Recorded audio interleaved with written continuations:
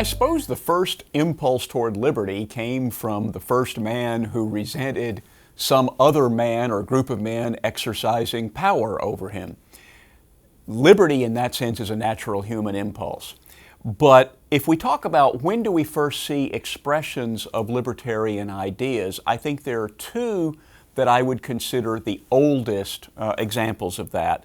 A lot of people point to Lao Tzu, the old Chinese philosopher, who talked in a way that's not very similar to the way we talk in the West. It's clearly an early example of Eastern philosophy, but he talks a lot about the benefits of governing a large kingdom lightly. Therefore, the sage says, I do nothing, and the people make themselves rich. That's a fundamentally libertarian idea that may not have a lot of connection to libertarianism as we have known its development in the West.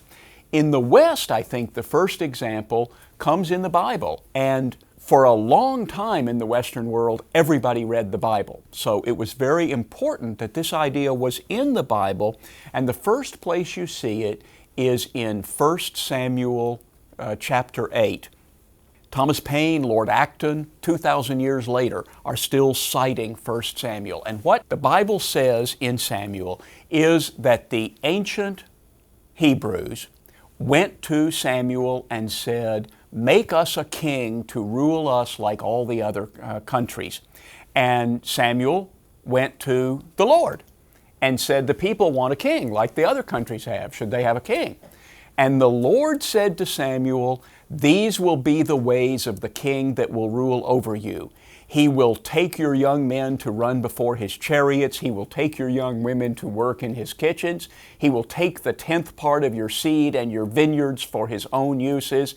And you will cry out in this day because of the king you have chosen. And Samuel went back and told the Jews this, and unfortunately they said, yeah, still we want a king. So they got a king. And whether that worked out or not, this description was read by all literate people in the West for 2,000 years. And what it told them, I think, was whatever you say about government or kingship, it's not divinely inspired. The Lord warned you what it would be to have a king. Then I think you also have, maybe a little bit later than that, the Greeks developing the idea of natural law. And one place that you see this is in the play Antigone, where Antigone says that she will not carry out the orders of the king because the gods' unfailing and unwritten laws override anything a king says. So these are elements of libertarian ideas being laid in different parts of Western heritage, the Jewish and Judeo-Christian heritage, the Greek heritage, and of course over on the other side of the world, the Chinese heritage. Jesus comes along then. Jesus comes out of the Jewish community, the Hebrew community, and he is asked, because he appears to be a rebellious minister, and he's asked, what do we owe to the king? What do we owe to God? And he says, render unto Caesar what is Caesar's, and unto God what is God's. What he does by saying that is to say there are things that are not the king's, not Caesar's, and there are things that are only for God. So wherever you draw that line, Jesus has laid down the rule that there are some things that you don't render unto Caesar, unto the government. And since following Jesus for more than a millennium, the Western world, Europe, was known as Christendom, Christendom meaning the land where Christ is king. All literate people read this, and people who were not literate had it read to them in church. So they heard, render unto Caesar what is Caesar's, and unto God what is God's, and they also heard what the Lord told Samuel about a king. So I think that's the groundwork, the soil in which eventually libertarian ideas develop. Now, a lot of people think that libertarian ideas are basically about economic freedom. There's a lot of, in the 20th century, we talk a lot about economics and the role of the state, so it's understandable. But I think you can make an argument that libertarianism really comes more from the struggle for religious freedom.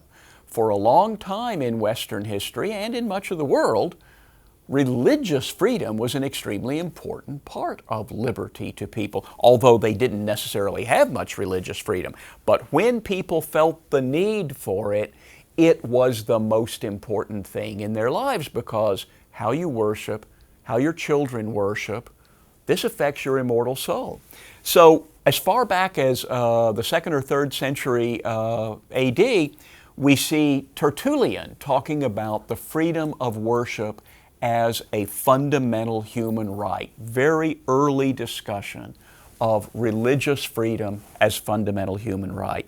And one of the ways that freedom developed is that both church and state wanted to be the supreme power, and they fought, not generally in field of battle, but legally and politically.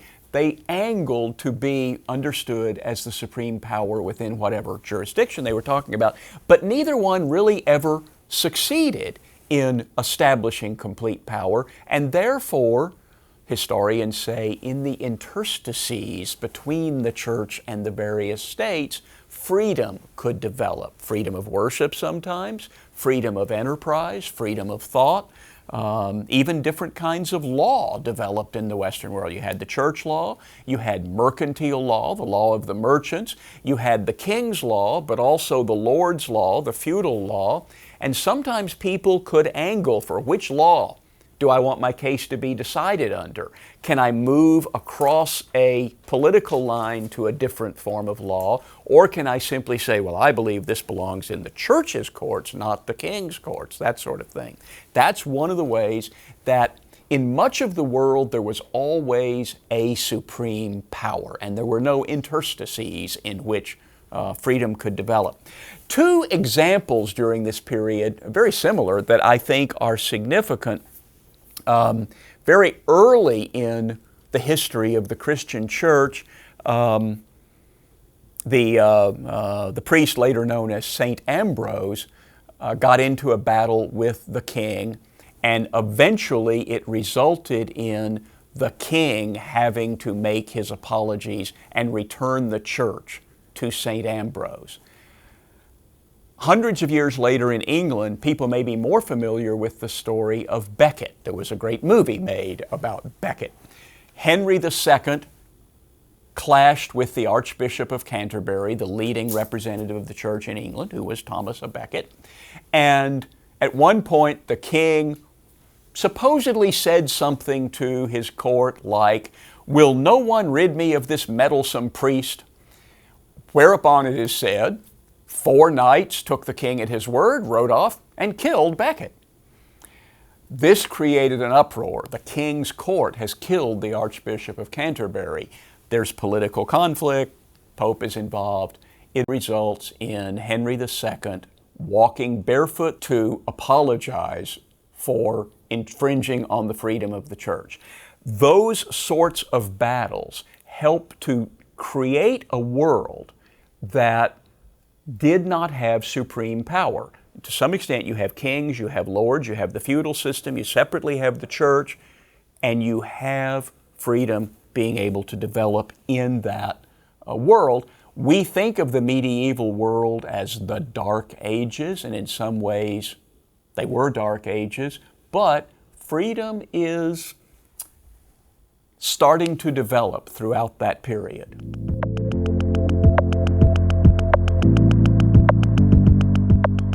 To what extent were the church and state or king dependent upon one another in this scenario? I know liberty seemed to bubble up through the cracks when they disagreed, but had one element been removed, might you have seen more liberty during this time?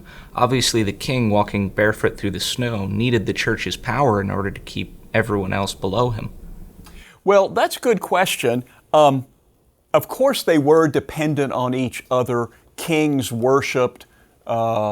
The Pope crowned some of the kings. I think probably in most European countries, a leading cleric would actually be part of the coronation ceremony. So yes, the king is claiming the authority of the church and therefore of God for His rule. That's why they talked about the divine right of kings and so on. However, we do have some comparative history, and it seems to me that what we see in other parts of the world, like Japan and China, the Arab world, is that where church and state are unified, there's less scope for freedom to develop. So if one simply disappeared, if there were kings and there was no thought of religion, how would that have been? Well, I'm not sure we have much anthropological evidence on such a world.